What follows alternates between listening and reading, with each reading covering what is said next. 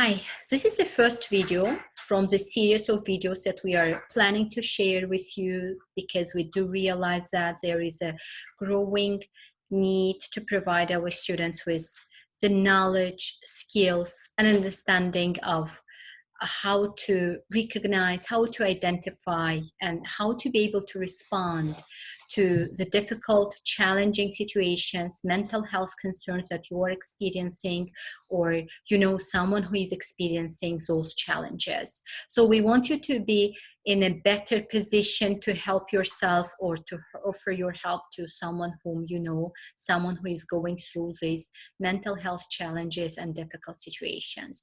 So the intention of these videos that we are going to share with you is to provide you with necessary information so that you are able to understand the mental health issues and you are able to recognize and respond to mental health concerns such as negative thoughts. So many times negative thoughts are there and we are fighting with our own negative thoughts, and we are not always successfully doing that because we don't know the right strategies how to fight these negative thoughts.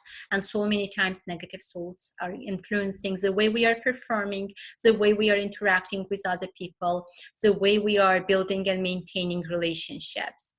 So this is the main intention of our course. And we will be trying to understand and provide a clear understanding of what is mental health, because sometimes by mistake we are thinking that you are mentally healthy if you are not having any mental illnesses, but it's a misunderstanding. So mental health is a really wide concept, is umbrella for so many skills, for so many abilities that we need to understand as a part of our mental health. So it's not just the absence of mental illness. Whenever we are talking about mental health, we need to think about the coping strategies, how we are able to cope with the difficult, stressful situations, with difficult challenges that we are facing, whether we are able to productively work, whether we are able to build and maintain effective relationships with other people, whether we are able to contribute to the society and community we are a part of, whether we are able to enjoy the life, whether we are able to feel happy since we are existing, since we are living. Here is the illustration of traffic light, and I'm going to refer to this traffic light illustration of our emotions throughout the videos that we are going to provide. So this is the way how we are going to talk about different emotions, just like the traffic light system.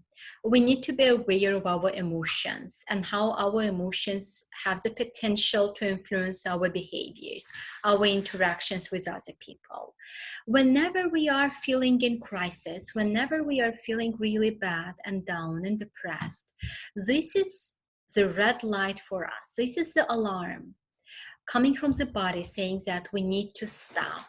We need to stop because something is not working. Either we are not using the right strategy to deal with the stress, or we are not equipped with right skills and abilities to respond to the stressful situation. And this crisis that we are feeling needs to be the red light for us to stop. If we are not able to recognize these signs that our body is giving to us, and if we are not stopping, we need to understand that we are putting our own self and others around us at considerable risk. Or the second case, when you are not feeling like in a crisis, but you are not able to cope sufficiently with the situation, it's an orange light for us, okay? You don't need to stop, but you need to slow down, because this is the alarm that is coming from the side of the body that something needs to be changed. And if we continue going in that direction, then we are going to have a crisis at the end of the road. So this is going to be the orange light for us to slow down, But if you are just keeping yourself well, you are able to reflect on what is going on, and you are aware of different strategies. You are using those different strategies successfully, and you are able to cope with that situation, then this is a green light for you, just guiding you and saying you that the road is yours, just you are in the right way, move forward. So when we are talking about mental health, we need to keep in mind 3 different levels for mental health. So when we are talking about mental health, we need to understand that the individual level of maintaining mental health is there. The social and economic factors are there that are contributing to our mental health. At the same time, the environmental factors are there that are also contributing to our mental health. So then I want to provide this table developed by World Health Organization, showing how different factors on 3 different levels can be risk factors or protective factors for us. Let's say when we are talking about individual level of maintaining mental health, there are certain risk factors that we can have for on individual level, such as low self-esteem, cognitive emotional immaturity, difficulties in communicating, medical conditions, or use of different substances. But at the same time, protective factors can be there as well that are on that individual level. It's a healthy level of self-esteem, the healthy level of confidence. I would add the healthy level of self-control to this list, ability to solve problems, manage stress, communication skills, physical health and fitness. Then switching to the second level, social factors and social circumstances as a second level of our mental health. And then you see risk factors listed here and protective factors. Then we are going to the third level of our mental health, being environmental factors, how environmental factors are influencing our mental health. And again, you see the risk factors listed here and protective factors listed here.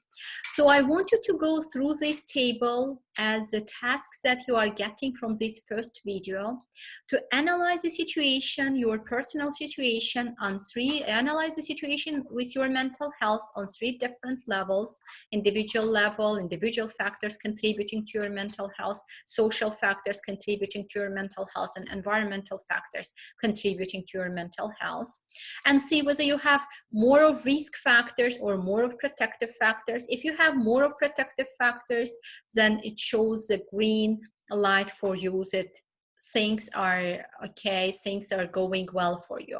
But if you are noticing that for a certain level you have more risk factors than protective factors, so based on how many risk factors you have, it could be either orange light for you to slow down and think to do something about that, or it could be even the crisis or red light for you, alarming that you need to stop and you need to rethink as a strategy, reconsider the strategies that you are using.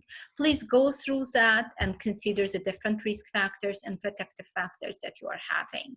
Thank you very much. It was the first video.